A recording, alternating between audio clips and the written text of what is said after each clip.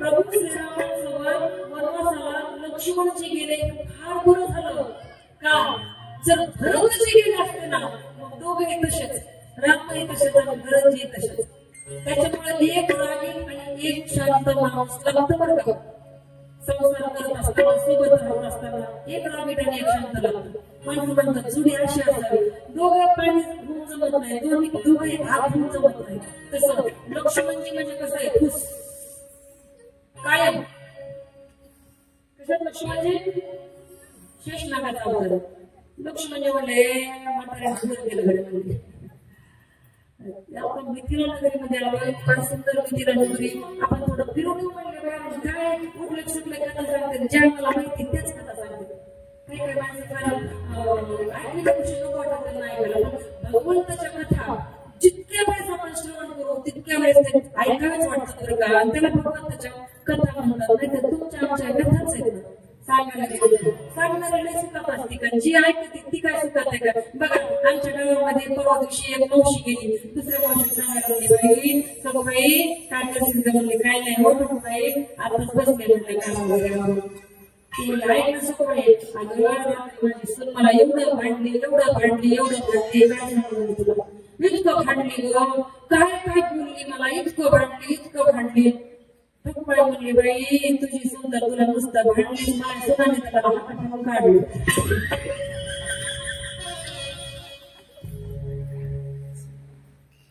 काय करतो ज्याला सांगायचं तू सुखी नाही, मग कुणाजवळ सांगायचं जो सुखी आहे. मग सर्व सुखाच्या आपल्याला फक्त तेवढाच काय तुका म्हणे तुझं सोडविना कोणी एका चक्र पाणी वाचवलं, दुसरं कोणी सोडू शकत नाही. म्हणून शरण त्याला जायचं, शरण त्याला जायचं, साथ त्याला घालायची, सुख त्याला सांगायचं आणि दुःख आपल्या जीवनामधलं फक्त त्याला सांगायचं. बाकी आपलं दुःख ऐकून घेणारे डबल दुःख आपल्यापेक्षा सांगतात ना, कुणाला सांगायची गरज नाहीये. तिथंच देवा सुख दुःख देव निवारण करून बघा. आणि खरे अर्थाने त्या ठिकाणी लक्ष्मणजी राघवजी बसलेले आहेत. आता लक्ष्मणजींचं मन लागत नाही, मिथिला नगरी फिरून यायची, पण आपला मोठा दादा समोर आहे, गुरुजी समोर आहेत आणि थोडं संकोच वाटू लागलं, म्हणून बोलत काहीच नाही, पण कधीमध्ये मन लागत नाही. अर्थात राघवजींनी दादांनी लक्ष्मणजींच्या मनाचे भाव ओळखले आणि सांगितलं, गुरुजी तुमची जर आज्ञा असेल तर आम्ही मिथिला नगरी थोडंसं फिरून येऊ का. बघा काय भाव आहे बोलत. आणि तुम्ही प्रभू रामाचं चरित्र कुठूनही वाचा, कसंही वाचा, कधीही वाचा, कितीही वाचा, एकदाही त्या अवतार कार्यामध्ये एकदाही प्रभू कुणावरही रागवलेले नाही. एकदाही आपण तर क्षणाक्षणाला समाजाचा कामांतरा केल्याशिवाय राहत नाही. जीवन जगत असताना आपल्याला नको ती माणसं समोर आले की आपल्या नजरा वाकड्या तिकडे होतात, आपल्याला त्याच्याकडे बघून नाम वाटतात, आपण डोळे फिरवतो. प्रभू रामचंद्राचं चरित्र आणि आपल्याला प्रत्येक शिकायचंच आहे की दुसऱ्याबद्दलचा द्वेष, मत्सर, ईर्ष्या, तिरस्कार या भावना आपल्या अंतःकरणातून निघून गेल्या पाहिजेत. तेव्हाच कुठेतरी कथा ऐकल्याचं सार्थक झालं असं म्हणता येईल. तेव्हाच कुठेतरी सार्थक लागेल. बरोबर आहे. कथेचं सार्थक व्हायचं असतं तर या गोष्टी घडणं गरजेचं आहे, आवश्यक आहे. मग त्याच्याकडे लक्ष्मणजी हळूच दादाकडे वागले नसेल, दादाला कळलं आणि दादाने सांगितलं, गुरुजी तुमच्या आज्ञा असेल तर आम्ही बाहेर येतो थोडंसं. ठीक आहे म्हटले, लवकर या, हे जगतपूर लक्ष्मणजींना दाखवा आणि लवकर परत त्या ठिकाणी या. मुनी विश्वामित्र मनात म्हणू लागले की लक्ष्मण इथे नवीन आहे, पण श्रीराम तरी कुठे जुने येते, मी पण नवीनच आहे, काय दाखवणार काय नाही. म्हणजे पुण्याला तुमच्या पद्धतीने थोडंसं फिरून या आणि मग नगर पाहण्यासाठी प्रभू श्रीराम आणि लक्ष्मणजी भैया निघालेले आहेत. खरं सांगायचं म्हणजे भगवान परमात्म्याला नगर पाहायचंच नव्हतं, कारण नगर त्यालाच घडवलं, त्याला काय करायचं पाहायचं, नगर पाहायचं नव्हतं, पण नगरवासियांना दर्शन द्यायचं होतं. म्हणून प्रभू श्रीराम आणि लक्ष्मणजी निघालेले आहेत. नगरातून चालत आहेत, चालत चालत चालले सर्व लोकांच्या नेत्रांना सुख देणारे भगवान श्रीराम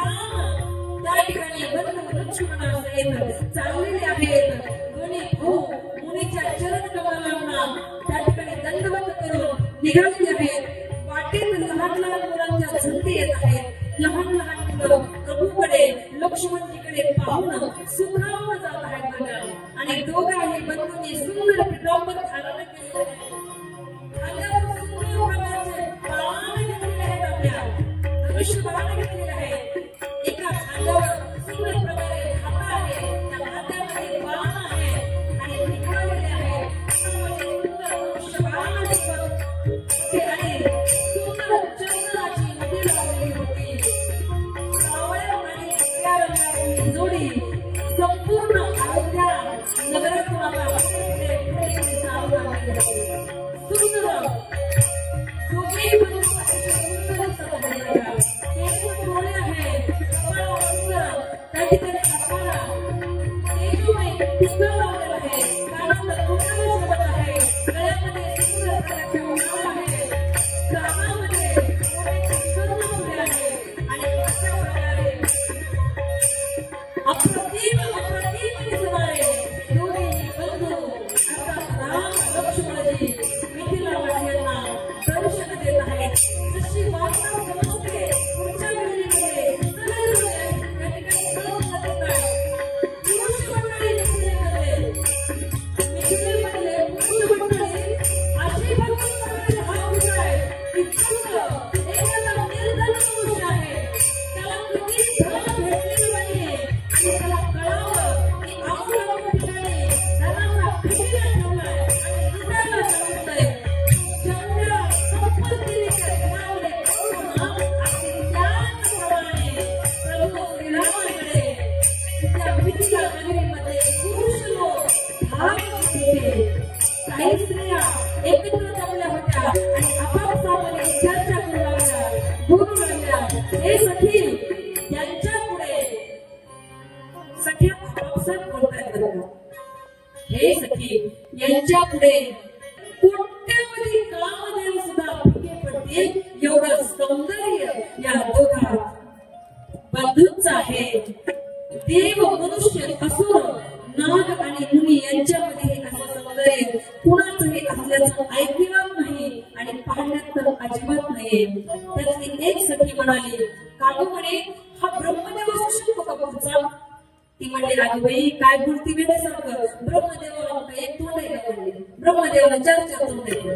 त्याला म्हणलं म्हणे एकच मुख आहे. काय गोड दिसतंय ते मुख, काय गोड दिसतंय. मग त्या ठिकाणी दुसरी एक सखी म्हणू लागली, अगं हे कदाचित भगवान शिवजी असतील का? ती म्हणली, बाई बाई बाई बाई बाई कुणाचं नाव काढलं. भगवान शिवजी सारखा अकरा मित्राला कुठेतरी आहेत का दिसतो? काय गोंडच दिसते फक्त, काय लोकस्वामी मूर्ती आहे. कुणाचं कुठचं नाव घेतात. त्यातली पुन्हा एक सखी म्हणाली, म्हणली बघा तर काय सुंदर रूप आहे. कुणाचे उपमान त्यांना देत बसू नका म्हणली.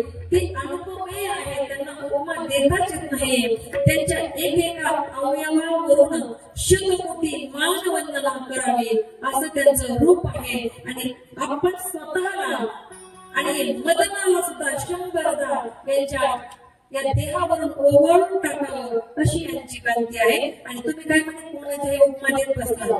लगेच दुसरी सखी म्हणली, अगं आता मी जे ऐकले आहे ते ऐका म्हणे. हे दोन्ही राजकुमार महाराज दशरथाचे पुत्र आहे आणि यांचं नाव पुढच्याच नाव काय सांगू म्हणली. जो सावळा आहे ना तो श्रीराम आहे त्याचं नाव. आणि जो माग चालतो ना गौरवर्णाचा गोरेवर्णाचा त्याचं नाव लक्ष्मण आहे असं मी आता ऐकलंय. आणि पुढे सांगू का या दोघांना विश्वामित्राने सोबत आणले अयोध्येमधून आणि बेतावाज म्हणले, बाई ताडका नावाची महाभयंकर राक्षसी याने मारलेली आहे. पुढच्या पुढे जो सावळा आहे ना त्याने एक सखी सांगते, ज्यांनी विश्वामित्राच्या त्या ठिकाणी आश्रमामध्ये पोहोचल्याबरोबर सुबाहू नावाच्या राक्षसाला जाळून भस्म केलं आणि मारीच नावाच्या राक्षसाला बिना फाळाचा बाण मारून 100 योजना अंतर पार समुद्राच्या पलीकडे नेऊन टाकलं. जो पुढे चालतोय ना सावळ्या वर्णाचा त्यांच्या आईचं नाव कौशल्य आहे आणि जो मागे चालतोय ना गोरेवाल्यांचा, त्यांच्या आईचं नाव सुमित्रा आहे. मला एवढं कळलंय. हे दोघे बंधू मुनी विश्वामित्राचे कार्य पूर्ण करून वाटेमध्ये मुनी गौतमांची पत्नी अहिल्या हिचा सुद्धा उद्धार करून, मी ऐकलं की त्याआधी ताडकेचा सुद्धा उद्धार केला. एक सखी म्हणते आणि इथे धनुष्य यज्ञ पाहण्यासाठी गुरु विश्वामित्रांसोबत आलेले आहेत. तेवढ्यात पुन्हा एक सखी म्हणाली, हे जे सावळे आहेत ना, त्यांच्यासोबत आपल्या या मिथिला नगरीच्या राजकुमारीचा अर्थात सीतामय्याचा विवाह झाला तर किती बरं होईल. एक सखी म्हणते बरं का, किती शोभून दिसेल हा नवरदेव, किती गोड दिसेल जर आपल्या महाराजांनी यांना पाहिलं. एक सखी म्हणते त्यातली अष्टसख्या सांगितल्या. एक सखी म्हणते, अगं आपल्या महाराजांनी जर पाहिलं यांना तर त्यांनी केलेला पण जो आहे ना, पण म्हणजे प्रतिज्ञा जी केलेली आहे ना, कोणती प्रतिज्ञा आहे? जलगाने कोणती प्रतिज्ञा केली? जो शिवधनुष्य मोडेल त्याच्या काळामध्ये माझी माझी कन्या वर मला घालली, हा पण केलाय.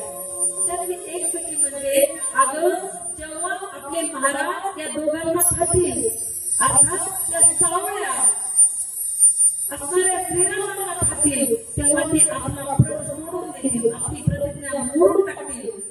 दुसरी सखी म्हणली, तुला सांगू, महाराजांनी जलदराजांनी या दोघांनाही पाहिलंय, यांच्यासोबत त्यांचं बोलणंही झालंय, पण महाराजांनी आपला प्रण मोडला नाही. त्याच्यानंतर आणखी बाजूला उभी राहिलेली दुसरी सखी म्हणते, का पण मला तर असं वाटतंय या ब्रह्मदेवाने गाठ मारली असेल जेव्हा आपल्या सीतामय्याचा विवाह जेव्हा ठरवला असेल ना, तो नक्की अशाच श्रीरामासोबतच ठरवला असेल का, अशाच व्यक्तीसोबत ठरवला असेल. कारण जोडी आपण पाहिली ना तर किती सुंदर वाटते. दुसरी म्हणली, पण खरंच का ग, हा इतका सुकुमार, किती कोवळं वय आहे त्याचं, आणि एवढा सुकुमार असणारा, एवढा लहान वयाचा असणारा, एवढा मोठा भगवान महादेवाचा पिनाक नावाचा धनुष्य कसा मोडेल का? हा एवढसाची, हा एवढसा आहे,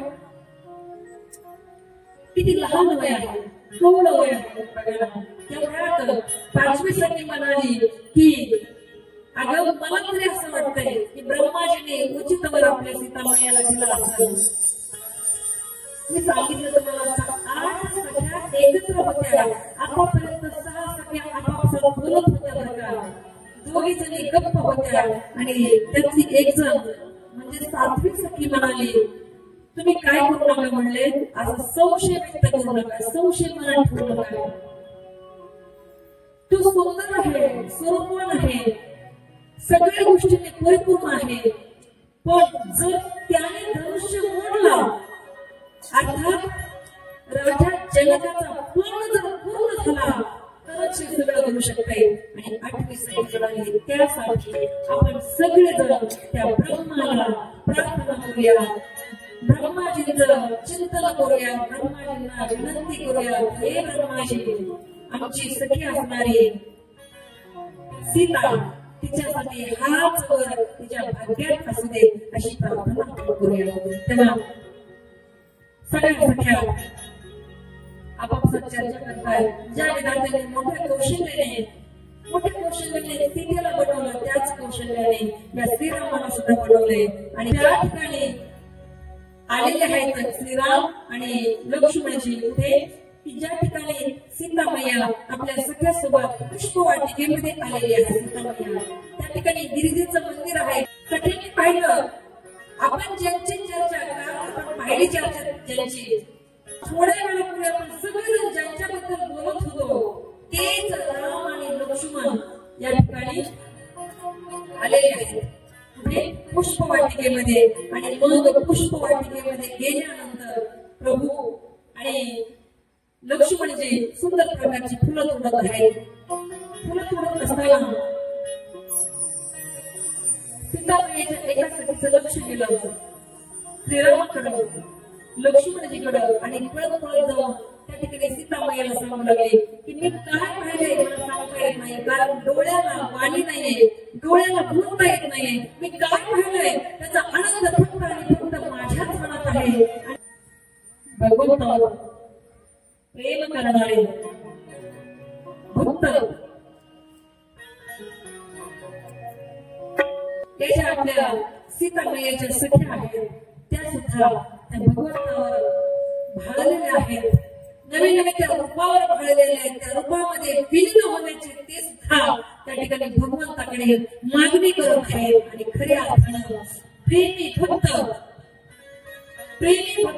भगवंताच्या भक्तीशिवाय दुसरं काही नको असतं बरं का. आनंद विभोर सगळे झालेले आहेत. बागीच्या मधोमध सुंदर सरोवर आहे आणि त्या सरोवराला रत्नजडित पायऱ्या बनवलेल्या आहेत. त्या सरोवराचे पाणी अतिशय निर्मळ अशा प्रकारचं आहे आणि त्याच सरोवराजवळ प्रभू राम आणि लक्ष्मणजी फुलं तोडण्यासाठी आलेले आहेत. त्या सीतेच्या सख्याने पाहिलं आणि मध्ये जाऊन सांगितलं त्याच प्रकारे आणि सीता मैयाला बाहेर घेऊन आली. सगळ्यांनी सांगितलं चल त्याला आपण पाहूनच येऊया. सगळ्यांनी तिची दशा पाहिली आणि सगळ्यांचं शरीर पुलकित होऊ लागलं. त्यावेळी त्या म्हणू लागल्या चला चला आपण सगळेजण त्याला पाहूया. हे ऐकून सीतेच्या मनामध्ये उत्कंठा वाढली. तेवढ्यात एक सखी म्हणाली काल विश्वामित्र मुनी सोबत आले आहेत असं मी ऐकलंय आणि आज ते आपला धनुष्य यज्ञ पाहण्यासाठी या ठिकाणी येणार आहेत हेही मला माहित आहे. मग एका झाडामागे लपून सीता मैया भगवान श्रीरामांचं दर्शन करते बघा. तेव्हा सीता मैया असं म्हणली असं ना आत्ताच्या मुली जसं म्हणलं बरं तुझे देखा तोय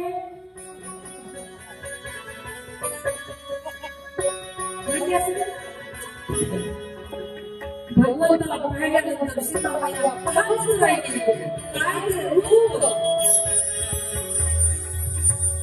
त्या रूपामध्ये खरंच वेड लागला माणसाला.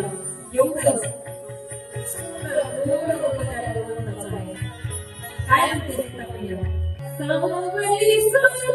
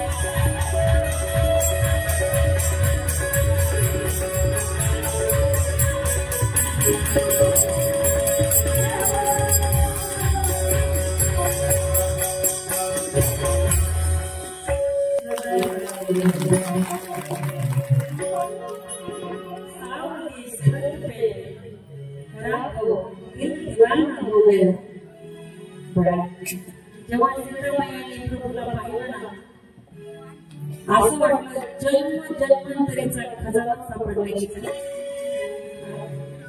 जन्मांतरीचा खजाना सापडलाय असं सीतामाईला वाटलं. डोळे बंद करून हृदयाला सांगू लागले.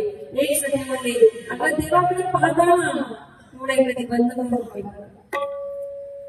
आपण पण जाऊ पंढरपूरला तिथून धक्के खात जातो. देवाजवळ गेले की डोळे बंद करतो आणि देव डोळे पुढे ठेवून बघा त्याला डोळे तुम्ही घ्यावे सगळे पहा विठो माझे मुख. आपल्याला काय वाटतं की डोळेच बंद करतो आपण जवळ गेले की देवाच्या. डोळे पुढे ठेवून भगवंताला पाहायचं नाही हृदयात साठवायचे बघा. आणि तेवढ्यात कारण बऱ्याच वेळा झाला सीतामाया त्यांच्या सख्याने आलेल्या सीतामायाची एक म्हणली अगं सख्यांनो चला चला पटकन आता उद्या सुद्धा आपण याच वेळेला इथंच भेटणार आहोत चला म्हणजे हा इशारा होता भगवान श्रीरामांना की आम्ही उद्या सुद्धा याच ठिकाणी तुम्हाला भेटू तुम्ही सुद्धा याच वेळेमध्ये इथं या म्हणजे इशारे तेव्हा सुद्धा इशारे तेव्हा सुद्धा होते तिथूनच आलेला आहे पुढे चालू आहे बाकी जास्त वेगळं विचार करायची काही गरज नाही प्रभू रामचंद्र भगवान आणि माता सीता आपल्या सगळ्या निघून गेल्या माता पार्वतीच्या मंदिराजवळ स्तुती करू लागले माता पार्वतीच्या मंदिराजवळ सीतामाई म्हणले हे माते जसं तुला तुझा मन पसंत पती मिळवण्यासाठी तू तेवढी भक्ती केली तपश्चर्या केली मी सुद्धा काहीही साधना करायला तयार आहे पण मी ज्याला आत्ता पाहिजे ना मला फक्त तूच पाहिजे का तर त्याच्यावर माझं हृदय मन माझं त्याच्यावर जडलेलं आहे आणि त्याच्या व्यतिरिक्त मला दुसरं तिसरं कुणीच नको माता पार्वती म्हणू लागल्या ज्याच्यावर तुझं मन जडले नसते तोच सुंदर सावळं वर तुला मिळेल तू दयेचे भंडार आहे तू सर्वज्ञ आहे तुझे शील तुझे प्रेम जाणणारा आहे आणि म्हणून तुला वर तोच भेटेल माझा आशीर्वाद आहे पूजा करतो राजमार्गाकडे जाण्यासाठी सीतामाया आणि सर्व सख्या निघालेले आहेत इकडे श्रीराम पुष्पदल घेऊन गुरुजींकडे आलेले आहेत भेटलेला सर्व प्रकार सांगितलं पुष्पवाटिकेमध्ये राजा जनकांची मुलगी भेटली आणि मला प्रेमपूर्वक पाहत होती कोण सांगतोय प्रभुराम सांगताय प्रभू रामचंद्र सांगतोय प्रेमाने माझ्याकडे पाहत होती जनक राजाची मुलगी मला पुष्पवाटिकेमध्ये भेटली आता ते सांगतील प्रभूला माझ्याकडे पाहत होती प्रेमाने प्रभू रामचंद्र होते ते सर्व काही न खोटं सांगितलं सुफल मनोरथ हो तुम्हारे राम लखनऊ सुने भय सुखारे गुरु वशिष्ठ आशीर्वाद देतात तुमच्या मनातील संकल्प आहे जे मनोरथ आहे ते पूर्ण हो असा माझा तुम्हाला आशीर्वाद आहे सकाळचे भोजन दुपारची विश्रांती संध्याकाळचं भोजन आणि विश्राम झाला होता दुसरा दिवस भोगवला तो होता धनुष्य योजनेचा दिवस अर्थात प्रभू श्रीराम आणि माता सीतेच्या विवाहाचा दिवस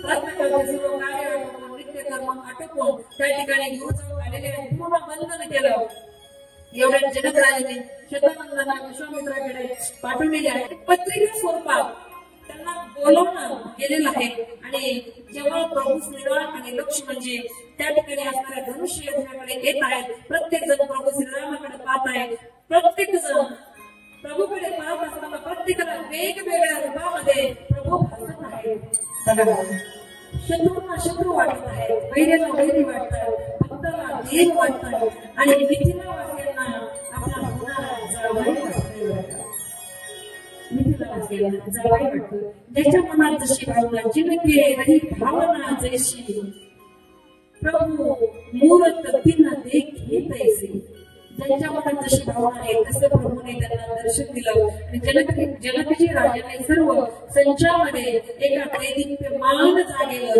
त्या ठिकाणी प्रभू श्रीराम लक्ष्मणजी आणि गुरु विश्वामित्रांना बसवलं जनकजी राजाने सीताजीच्या सख्याला सांगितलं की जय मला घेऊन सीतेला घेऊन या सख्या सीतामाईला घेऊन आलेले आहेत सीतेच्या अलौकिक सौंदर्याला पाहून जेवढे नरनारी त्या ठिकाणी होते ते सर्व जण मोहित झालेले आहेत आणि जनकजी राजाने आपल्या सैनिकांना सांगितले आता माझा प्रण सांगा मग जनक राजाचे सैनिक उठले आणि प्रण सांगितला काय सांगितला की जो आपल्या भुजाच्या बळाने ते शिवाचे धनुष्य पिनाक नावाचे शिवाचे धनुष्य मोडेल त्याच्या गळ्यामध्ये असणारी जनक राजांची कन्या सीता वरमाला घालेल असा प्रण त्या ठिकाणी जनकजींच्या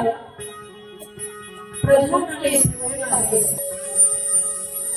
हा तोच धनुष्य आहे ज्याला रावण आणि बाणासूर सुद्धा स्पर्श करण्याची हिंमत त्यांची झालेली नाहीये भगवान शिवाचे अवजड धनुष्य आज या राज समाजामध्ये अजून कोणी मुडेल ना त्याच्या काळामध्ये सीतामय्या माल घेऊन आहे आणि त्रैलोक्यावर ती राज्य करणार आहे. कारण प्रभू हे त्रैलोक्याधिपती आहेत आणि ज्यांच्या गळ्यामध्ये सीता मान घालेल ती त्रैलोक्यनाथ आहे आणि सीताजी अर्थात ती त्रैलोक्याची जननी होईल.